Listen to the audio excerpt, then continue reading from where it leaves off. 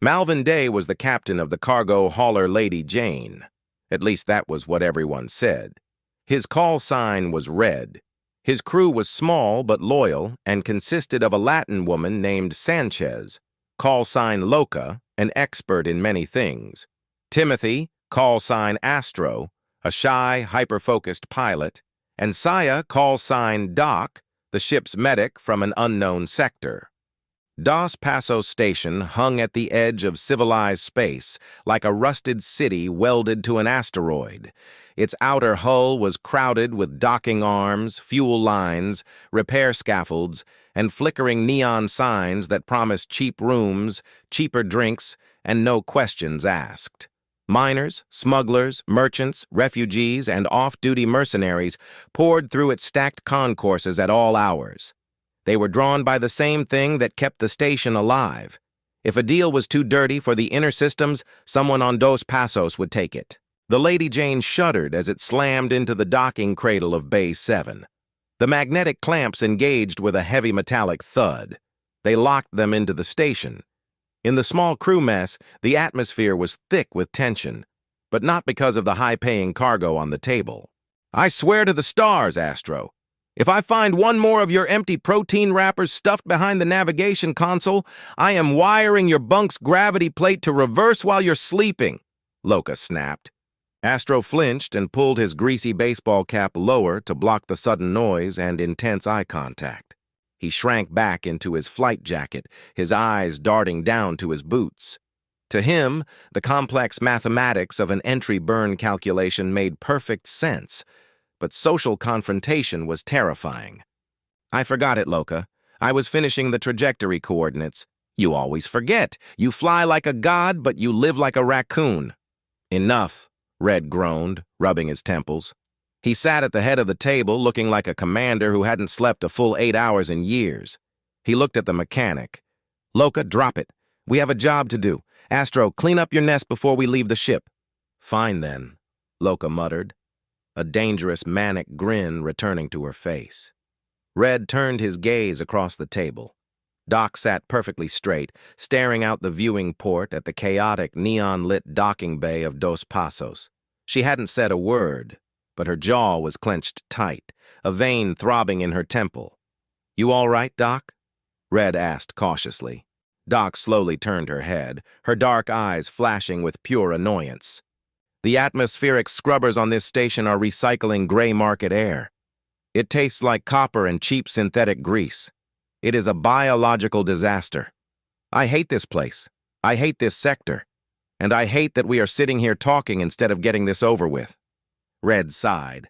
Doc was always mad. It was her baseline state of being. "We are getting it over with right now," Red said, pulling the small cargo transport bag tight beneath his worn jacket. "You know the rules. 1, don't ask questions. 2, deliver on time. Let's move out." The hydraulic ramp of the Lady Jane groaned as it lowered. It hissed a cloud of pressurized steam onto the grime-covered floor of docking bay 7. The air inside Dos Passos was exactly as bad as Doc had predicted. It was hot and heavy, and it smelled of burnt electrical wiring, cheap fuel, and the thick smell of too many alien species packed into too small a space. Neon signs in 3 different languages flickered above them, casting harsh pink and blue light across the crowded walkways. Red stepped down the ramp, his face tightening with disgust. "Let's drop the package, get the other half of the payment, and get the hell out of here." Red led the way.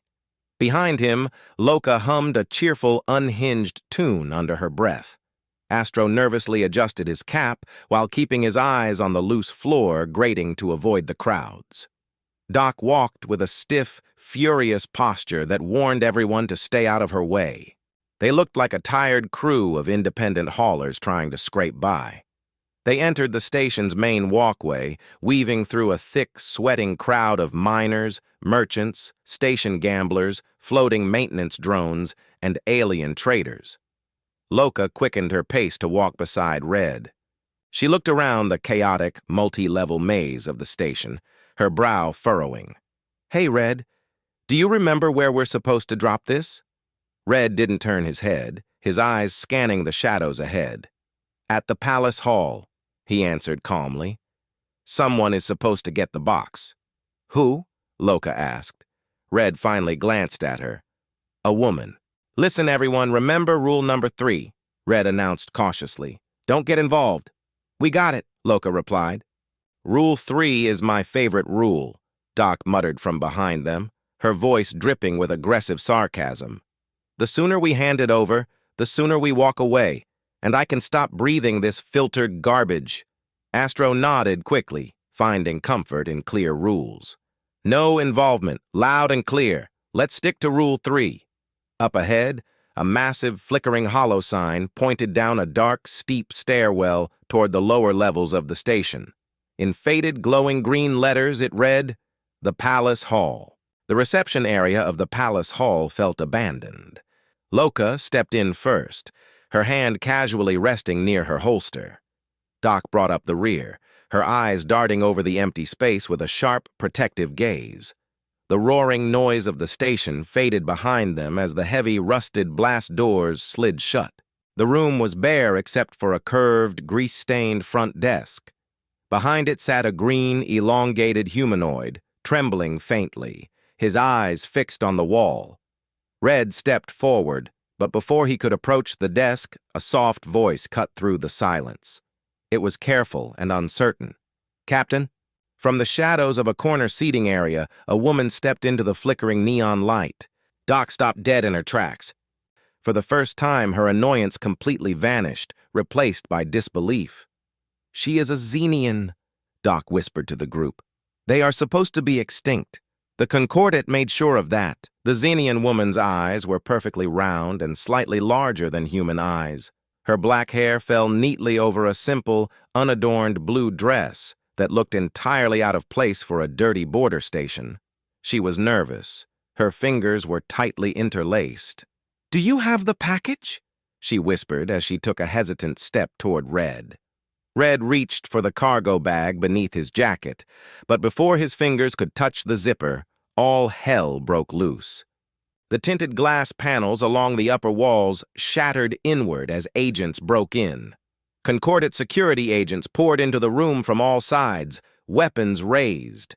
The tremor desk attendant let out a high-pitched squeak and instantly dove under the metal counter for cover. At the same time, Loka, Astro, and Doc drew their sidearms but did not engage. Red covered the alien woman with his body, shielding her from the breach. Following closely behind the breach team, a tall officer overrode the main blast doors and stepped through the entrance. Agent Zelok, the Concordat's enforcer, walked with a slow, arrogant stride. A cruel smirk was plastered across his face as he casually pulled a black leather glove off his right hand, finger by finger. "We've got you surrounded," Zelok said. "Drop your weapons." Red saw the mess they were in. "Guys, drop your weapons," he told the crew. Zelok pointed a finger at them. "Take them." Within minutes, the crew was dragged deep into the Concordat security building. Stripped of their sidearms and gear, they were thrown into a cold interrogation room. Agent Zelok stood before them, his face dark. "You are accused of aiding and abetting a high-value enemy of the Concordat," he said coldly. "Such a crime is punishable by immediate death." "Whoa, whoa, whoa!" Red yelled, raising his hands. "We are just simple cargo haulers. We don't even know the woman. We were hired to deliver a box. That's it." Zelok narrowed his eyes, studying Red's face with intense suspicion. A security officer stepped into the room holding a flickering data pad. "Sir, we verified their cargo permits and they're valid, and we found this ad on the local station frequency." The officer tapped the data pad, playing the ad at full volume. Zelok turned his head to the crew, his face hardening. "Who is responsible for this trash?" Loka and Doc pointed their fingers at Red at the same time. Loka let out a tiny, poorly hidden laugh. Doc rolled her eyes so hard she buried her face in her hands in sheer embarrassment. Zelok curled his lip, looking completely disgusted by how pathetic they seemed. He rubbed his temples. "Everything checks out, and you are free to go. But leave this station immediately." Zelok turned and marched down the wet corridor. With their weapons and gear returned, the crew was aggressively escorted out of the building. Relieved to still be breathing, they hurried back through the crowded, neon-lit corridors toward Docking Bay 7. Doc was absolutely furious. "This is not right! They are going to kill her! We can't just leave her!" Red didn't slow down, keeping his face unreadable as he marched forward. "Rule number 3, Doc. Remember it. We don't get involved." Meanwhile, back at the security station, Zelok walked into the tech lab, holding the small data chip recovered from the delivery box. He tossed it to a technician. "Crack it." The tech inserted the chip into a terminal. A blank screen appeared. He had seen this type of chip before. "Sorry, sir. This is Xenian encryption. We can't bypass it." A grim smile spread across Zelok's face. He turned and walked down the wet corridor to the holding cells.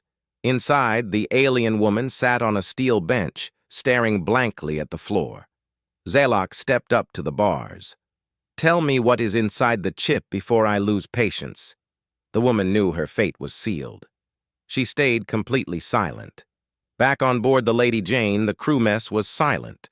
Loka, Doc, and Astro sat at the table, staring at the empty spot where their cargo bag used to be. Doc shook with rage, her fists clenched tight. Red stood at the head of the table, saying nothing. Red's face hardened. He looked at his crew, and a grin spread across his face. "What the hell?" he said.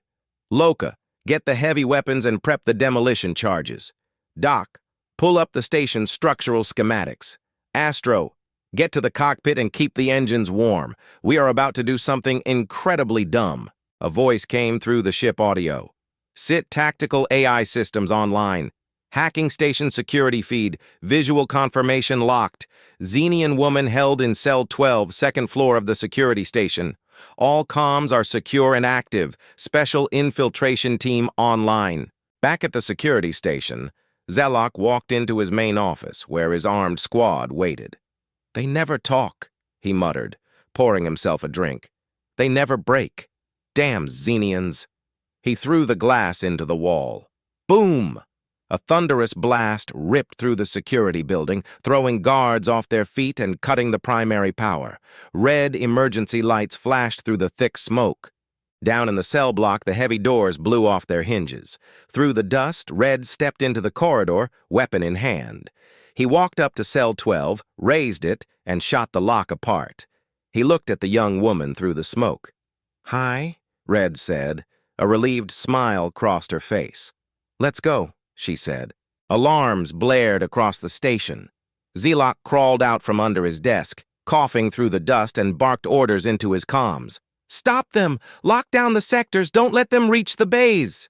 From a block away, Concordat agents tried to give chase, but they ran straight into Loka's cover fire. High on a structural pillar, she grinned wildly. She peered through her thermal scope, pulled the trigger, and dropped the agents one by one as they tried to turn the corner. "Move it, Doc! Go Red!" Loka shouted over the gunfire, chambering another heavy round with a manic laugh. Doc and Red ran hard through the flashing red corridors, shielding the strange woman between them. "Larry, we're coming in hot!" Red shouted over the comms. "Affirmative, Commander," Larry the AI replied smoothly. They burst into Docking Bay 7 with Concordat agents firing hot plasma bolts behind them. The crew sprinted up the hydraulic ramp of the Lady Jane just as the reinforced outer seals slammed shut. Red's voice cracked over the comm. "Astro, let's go! Get us out of here!" In the pilot's seat, Astro had the Lady Jane ready. His fingers moved fast across the control boards. Larry overrode the station's magnetic security clamps and blinded the power grids before the automated defense turrets could lock onto them. The Lady Jane was far from a normal cargo hauler.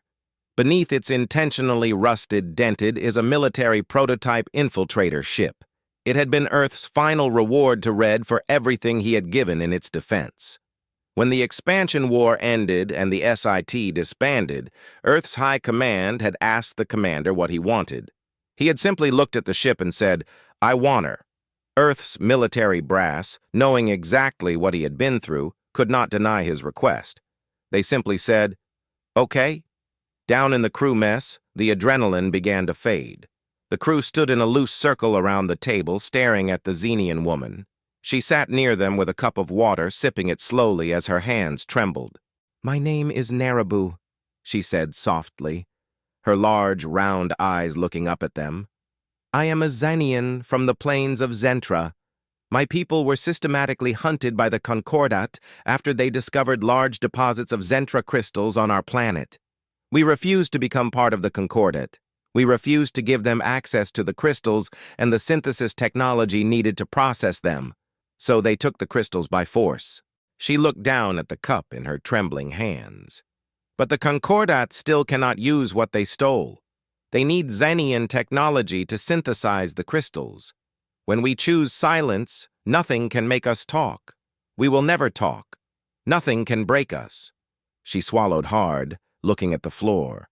"The chip contains a map to the hidden remnants of my people, but Zelok has possession of the chip." The room went silent. Suddenly, Doc broke into a loud, hysterical laugh. The crew stared at her, stunned. Then her face went serious. She reached into her pocket, pulled out a small metallic object, and slapped the data chip onto the center of the table.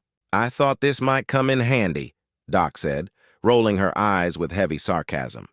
While Red was doing his dramatic rescue thing and blowing up everything, Doc explained with her usual annoying confidence. "I took a little detour to the tech lab and snatched back our package. We need to get paid for the delivery. Our reputation is on the line here, people." For a second, nobody moved. Then Red shook his head, a massive grin spreading across his face. Loka threw her head back laughing, and Astro let out a sigh of pure relief. Narabu watched them in quiet awe. The entire crew erupted into loud laughter as the Lady Jane carried them safely through the stars. Loka grabbed the data chip from the table and slotted it into the Lady Jane's main computer console. For a long moment, the terminal screens stayed black. Nothing happened. "Great," Loka muttered, her face twisting in confusion. "It's empty." Narabu leaned toward the console and whispered, "Narabu." The command deck instantly illuminated as a massive, swirling holographic star map bloomed into the center of the room.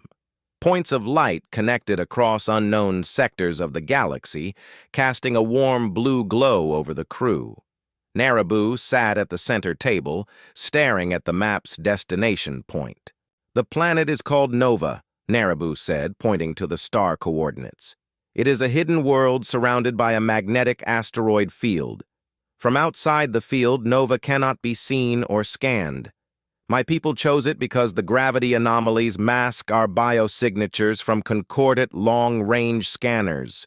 It is the only place left where the last of the Xenians can live in peace, safe from Concordat persecution." Loka leaned forward. "Let me get this straight. The crystals? What do they do? Blow things up or what?" "Worse," Narabu replied. "When exposed to a specific energy frequency, Zentra crystals can disrupt and manipulate hyperspace fields. A small fragment can create a localized stealth cloak that makes a starship invisible to any tracking system. But if a massive cluster is weaponized, that is a different story." Narabu's expression darkened. A long silence fell over the bridge. Red looked around at his crew. Loka shook her head. Astro stared at the navigation grid. The star map drew a bright red line through the heavily fortified Lexos border. Red stared at the route for a long second, then rose from his chair. "Let's go." Doc looked at the trajectory, and her anger got worse. "I'm not going!" she barked, crossing her arms tightly. "What?" The entire crew screamed back at her in unison. "This is bad juju," Doc snapped, her voice carrying a rare trace of genuine anxiety under her rage. "The Lexos do not take kindly to trespassers. If we cross that border, we are dead." They argued for a while until Doc gave up. "Fine, I'll go. On one condition. We do not stop for anything. We punch through, and we don't look back." With the course set for Lexos space, Loka transferred the coordinate files into the core navigation matrix. A calm voice chimed through the bridge speakers. "Loka, do you wish to add encryption to the file?" "Yes, Larry, please. Loka replied, tapping the dashboard. Affirmative, Loka. Files secured, Larry answered. For the record, I am still the only active member of this team without an official call sign. Loka looked up. Your name is Larry. That is a designation, not a call sign. Red sighed. Not now, Larry. Larry continued without hesitation. Red got a ship. Everyone else got a call sign. I got not now, Larry. For a second, the bridge went quiet. Loka looked at the speakers. He is becoming more aware day by day. 4 hours later, the Lady Jane crossed the invisible boundary into Lexos territory. The ship's warning alarm screamed across the bridge. Out of the void, a massive Lexos battlecruiser decloaked above them. Before Astro could reach for the thrusters, a violent energy wave slammed into the ship. Larry said calmly over the comms, A tractor beam has locked onto us. Escape is mathematically impossible. If we resist, structural integrity will fail. The battlecruiser's lower docking bay slowly opened, and the tractor beam dragged the Lady Jane inside. The ship touched down with a heavy thud on the pressurized hangar deck. Through the main viewer, the crew saw dozens of heavily armed Lexos guards surrounding the vessel. Red checked his sidearm and took a deep breath. Let's find out who these people are. The hydraulic ramp hissed open and descended. The 5 crew members walked down into the bright, imposing hangar bay. An elderly Lexos woman in flowing silver robes walked slowly toward them. Her eyes scanned the group, ignoring Red and Loka, until her gaze locked on Doc. The old woman bowed her head slightly, a smug smile touching her face. Hello, Princess Saya. We have been tracking you since you left Dos Pasos. Did you forget I have spies everywhere? Doc rolled her eyes so hard it looked painful. Hi, Mother, Doc said flatly. Red, Loka, and Astro froze on the ramp. Their eyes snapped from Doc to the royal entourage, then back to Doc. Princess! They screamed in unison. After what they had just heard, they snapped their heads toward the elderly woman. Mother! They yelled again. Naraboo looked back and forth, smiling. Doc muttered, her voice dripping with aggravated sarcasm. Story of my life. Can we go now? The Lexos royal guards escorted the crew into a reception chamber. Empress Sarabin turned to face her daughter. Saya, what happened to you? And why are these outsiders calling you Doc instead of your proper title? You see, Mom? This is what I'm talking about. Your spies, the royal nonsense, all of it. Doc rolled her eyes and crossed her arms. I'm a combat medic. I don't want to be a princess. I don't want that life. I'm good at my job, Mom. Why can't you accept it? Because you are my daughter, Empress Sarabin said, her regal expression tightening. And what about them? She asked, gesturing toward Red, Loka, Astro, and Naraboo. They are my friends, Doc said flatly. As Doc and her mother argued, Red leaned toward Astro and whispered, 20 credits, Doc is getting grounded. Astro didn't take the bet, pulling his cap down slightly. Beside them, Naraboo remained completely quiet. She knew better than to interrupt a royal family feud. Empress Sarabin sighed, turning her sharp gaze toward Naraboo. And you brought a Xenian here? The Xenians are hunted across the galaxy, Mom. This is a dangerous game you are playing, Saya. Technically, Mom, I didn't bring anybody, Doc argues back. You did when your tractor beam dragged us in? Empress Sarabin looked upset and stood straighter. The Concordat is already demanding answers about your human companions, Doc answered with confidence. Let them find out, she said calmly. They are going to be incredibly surprised by what they find. Light years away, inside the tall, clean towers of the Concordat Council, Agent Zelok stood before the High Counselors. He expected praise for his actions at Dos Pasos, but the room felt cold and tense. We have received troubling news about your failure at Dos Pasos, Agent Zelok, the lead counselor announced, his voice echoing through the chamber. Those humans who attacked your security building were SIT agents, Special Infiltration Team. Zelok lost some of his confidence and sweat formed under his collar. I'm sorry, counselors, I don't understand. They're simple cargo haulers. Their credentials were valid. Earth won't answer our request for information about them, the counselor snapped. You are very lucky to be alive, Agent, but we are giving you another chance with full authorization and resources to go after them. Our security feed identified one of the women helping the SIT squad as the daughter of the Empress of Lexos, the counselor revealed. Go to Lexos and find out everything you can. Do not fail us again. Back in Lexos, Empress Sarabin didn't waste a second. Her expression changed from disapproval to concern. All of you come with me, she commanded. She turned and walked down the grand corridor, her robes flowing behind her as she led the crew back to the hangar, where the Lady Jane waited under guard. At the foot of the ramp, the Empress stopped and pulled Doc into a sudden, tight hug. Doc froze in surprise, her usual annoyed expression melting away for just a second.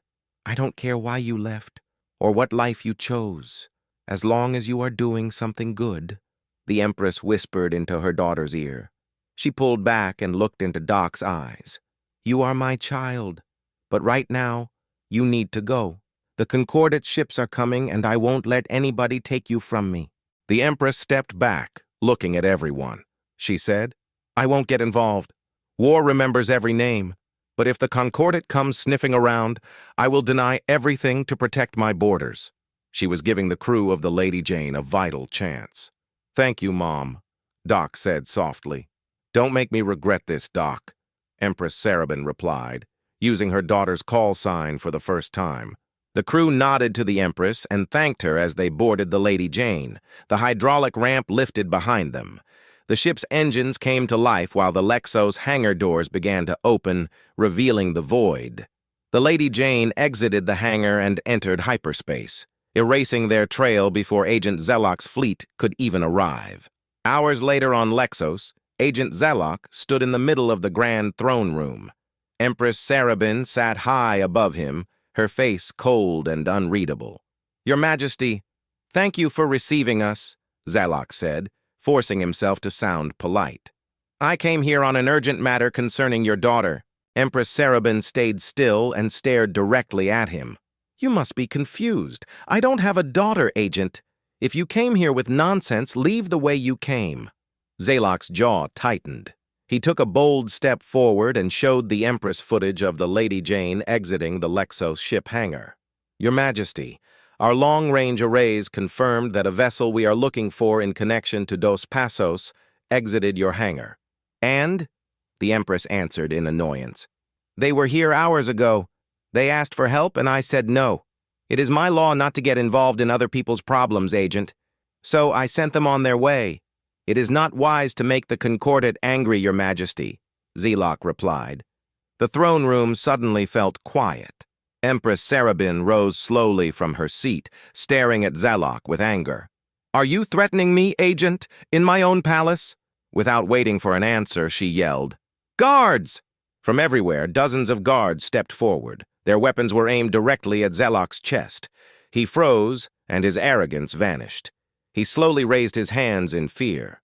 My apologies, Your Majesty, he stated, looking at the guards' weapons. I'll leave. He sprinted out of the throne room. Empress Sarabin watched him depart, her hands tightening into fists. Her breathing was heavy in the sudden silence. She looked out the viewing port toward dark space. Even if she didn't like it, war was at her doorstep. Back inside the cockpit of the Lady Jane, the asteroid field grew even more violent. Massive rocks smashed into each other and turned to dust. Purple magnetic lightning danced across the view screen, interfering with the navigation sensors. Astro's fingers moved across the navigation console as the ship shook violently. He glanced over his shoulder at Red. How are we supposed to cross this magnetic field? The sensors are completely offline. Before Red could answer, Larry's digital voice cut in through the ship speakers. Commander, the magnetic field will fry our core systems within 90 seconds. The probability of surviving a direct path is 0. Narabu stepped forward, putting a steady hand on Astro's shoulder. She stayed calm despite the chaos outside. I will guide you, she said softly. I can see a safe path through. Astro swallowed hard and looked at Red. The commander gave him a firm nod.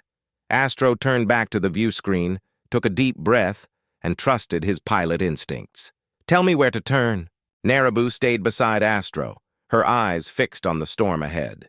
To human eyes, it was only a blinding storm of debris and purple lightning. But to a Xenian, The magnetic currents formed a visible map. "Left, 20 degrees," Narabu called, her voice steady. "Hold it. Now dive hard." Astro didn't hesitate. He punched the correction into the navigation console, sending the Lady Jane plunging into a deep trench between two colliding asteroids. Lightning struck across the hull as the ship slipped through the narrow gap unharmed. Behind them, Larry worked fast, recording every move Astro made. The AI wasn't just watching, it was learning. "Recording course path," Larry announced, mapping magnetic changes and storing every correction in the Lady Jane's navigation core. "Good job, Larry," Loka cheered from the weapons station. "Now we have a permanent route to this place." "Clear path ahead, Astro. Punch the thrusters," Narabu called out. The Lady Jane accelerated, her engines surging with power. She shot through a blinding wall of thick, electrified gas clouds and broke through the final layer of the storm. Moments later, the violent shaking stopped. The alarms fell silent. The Lady Jane flew out of the magnetic field and into peaceful, open space. The crew stood up from their chairs and moved toward the main view screen. "We made it," Astro whispered, a big smile crossing his shy face. Red placed a hand on Narabu's shoulder, looking down at the magnificent planet. Larry broadcast a greeting directly to the planet, announcing their daughter had returned. "Signal sent, Commander," Larry replied smoothly. "The planetary defense grid is lowering its defenses. We are cleared for landing." As the Lady Jane descended toward the beautiful green world, Red looked back at his crew. Loka laughed with wild joy, Astro flew with ease, and even Doc had a small, rare smile on her face. They had broken rule number 3, but as Red looked at Narabu, he knew it was the best decision they had ever made. The ship cut smoothly through the pristine upper atmosphere, gliding toward the surface of Nova. The Lady Jane touched down on Platform 1 exactly as commanded by the planetary defense grid. The landing platforms stretched across a wide expanse of luminous plains overlooking the Xenian city. It was an engineering masterpiece, perfectly designed to blend into the glowing green fields. Xenian elders stood at the edge of the platform, waiting for the ship to land. The ship landed with ease. The hydraulic ramp groaned open, and the crew descended onto the platform. Hundreds of Xenian citizens lined the walkways, watching the arriving ship in silence. The crew exited one by one. As soon as the Xenians saw Narabu, absolute silence fell over the landing zone. Every Xenian on the platform, and all the Xenians watching, dropped to their knees and pressed their faces flat against the ground. Red, Loka, Astro, and Doc looked around in complete awe. "What is happening?" Astro whispered, his eyes wide as he pulled his cap lower. From near the Lady Jane's ramp, Narabu's voice rang out. It was strong, clear, and full of authority. "Rise!" Narabu commanded. As one, the entire crowd rose to their feet. One of the elder leaders stepped forward and bowed his head deeply. "Welcome home, Your Majesty. We feared the Concordat had taken you." Red, Loka, and Astro spun around to look at her. "Your Majesty!" they yelled in unison. Doc didn't yell. She simply crossed her arms and rolled her eyes, amused that the captain had managed to collect another crown. Narabu looked at the crew and gave Red a small, apologetic smile. "I am sorry for the deception, Captain," she said softly. "Welcome to Nova." Inside the crew mess of the Lady Jane, Queen Narabu stood before the crew. Her eyes moved from one face to the next. The room was quiet as everyone waited for her to speak. "There is something you must understand about this ship and Larry," Narabu said, her voice low. "There is a reason Earth's military let you have it so easily. During Earth's expansion war, my people were already suffering under Concordat occupation. A Xenian doctor, acting under royal authority, made a secret agreement with Earth. He would build the ship with Xenian technology in exchange for the right to study the human team's performance. At the end of the war, the ship would be given to whoever he chose." Red leaned forward. "What does that mean?" Narabu's eyes filled with tears. "Dr. Blanix used 3 criteria for choosing: heart, loyalty, and morality. You and your team exceeded his standards. Our doctor," Narabu continued, looking directly at Red, designed and built the most advanced military-grade prototype infiltrator ship for Earth. He gave the ship a cloaking system, reinforced armor, and a self-aware intelligence unlike anything in this galaxy. Her eyes settled seriously on Red. He built the Lady Jane and programmed Larry. Loka jumped, interrupting. Wait, what? He built Larry? She looked up at the ceiling as she processed the words. Hold up. The Jane is Xenian tech? Yes, Narabu said without hesitation. Our royal family realized long ago that negotiating directly with the Concordat would get us killed. To protect the crown and the people, we went into hiding.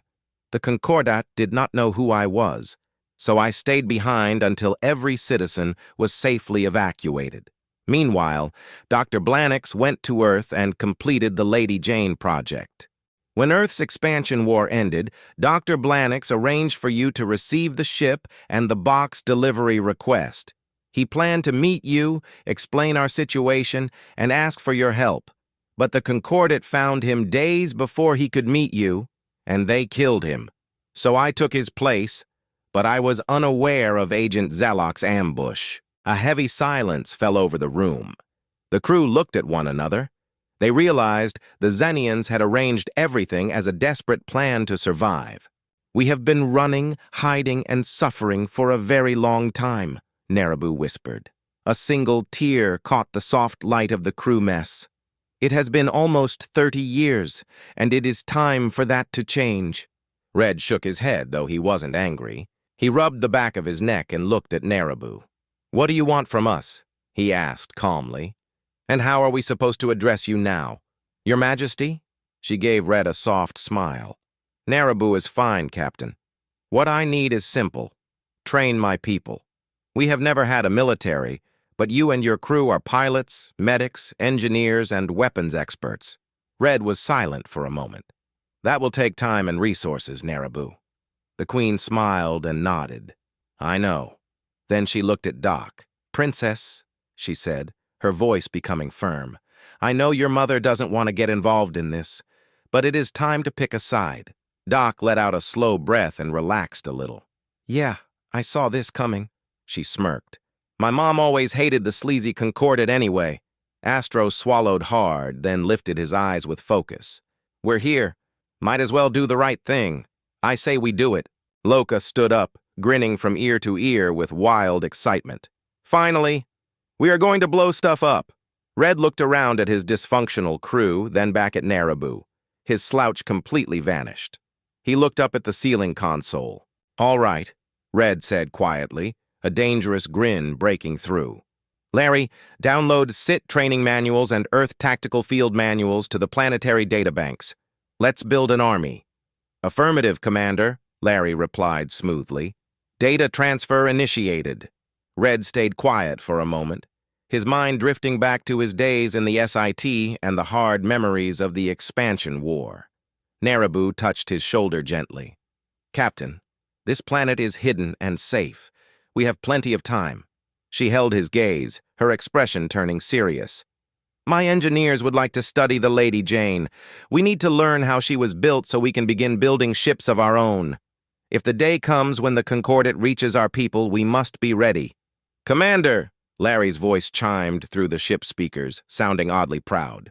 My systems are highly complex, but I am willing to cooperate with the Xenian engineers. After all, I am technically their creation. Red let out a long, heavy breath, looking at the eager, determined faces of his crew. Doc was still angry, crossing her arms as she muttered, I hate extra work, while Loka looked ready to tear the ship apart herself just to see how it was built.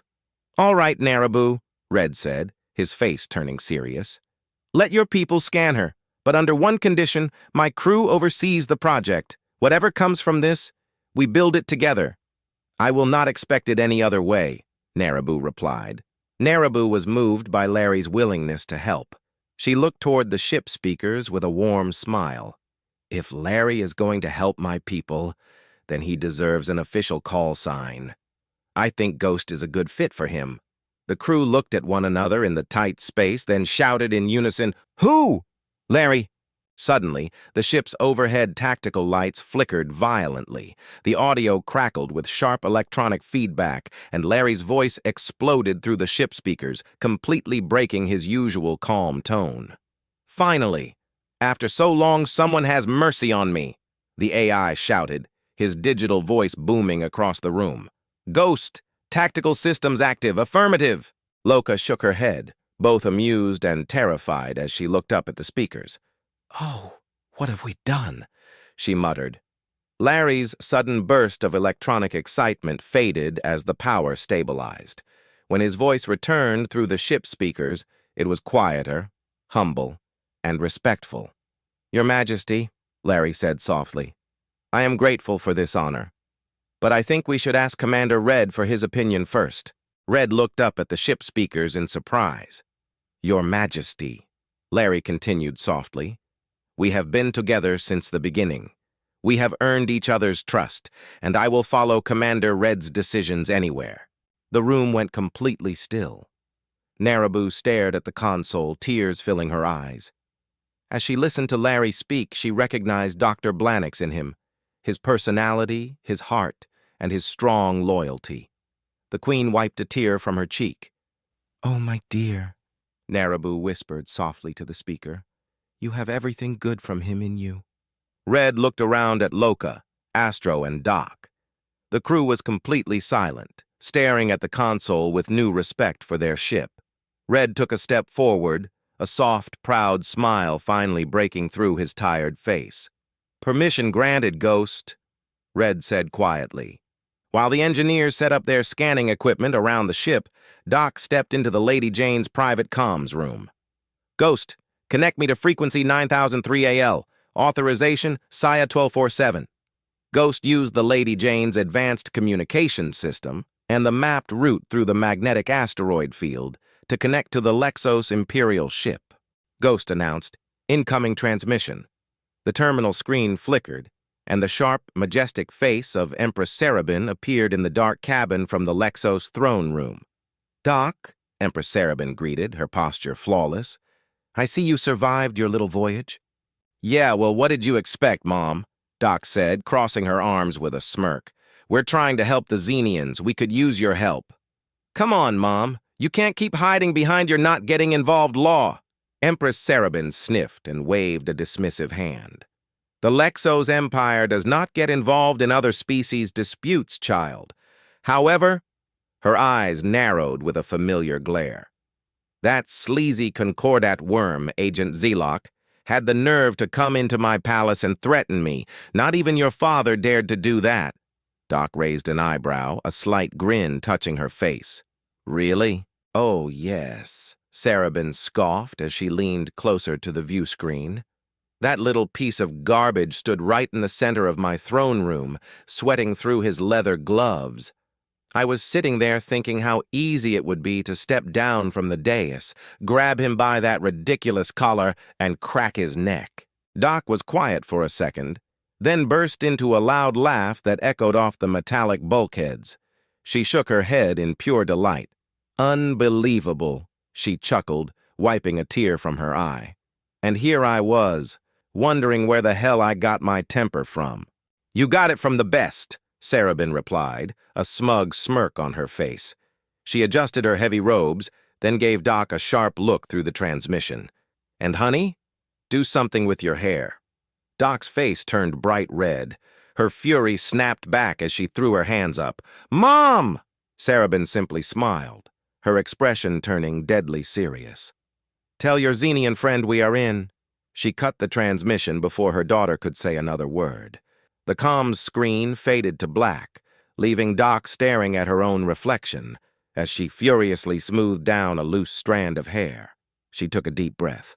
An excited smirk returned to her lips, and she ran out to tell the captain. Inside the bright white chambers of the Concordat Council, Agent Zelok stood stiffly before the High Counselors. They looked down at him from their raised benches, their faces dark with quiet fury. "Report, Agent Zelok," the lead counselor commanded, his voice echoing through the large chamber.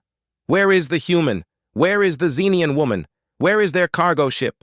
Zelok swallowed hard, his face pale as he kept his hands rigidly at his sides. "There are no leads, counselors," he stammered, his usual arrogance stripped away. "We searched Lexos. We scanned every sector around Dos Passos. We deployed automated tracking arrays across the system. The Lady Jane and her crew had completely vanished from the galaxy." The lead counselor narrowed his eyes. "They are out there! Find them!" A year passed, then 2. Across the civilized systems, the shadow of the Concordat grew longer, tighter and crueler day by day. Deep within the magnetic field, the blue screens of a brand new generation of Xenian ships suddenly came to life. Xenian Interceptor online. The end. For now.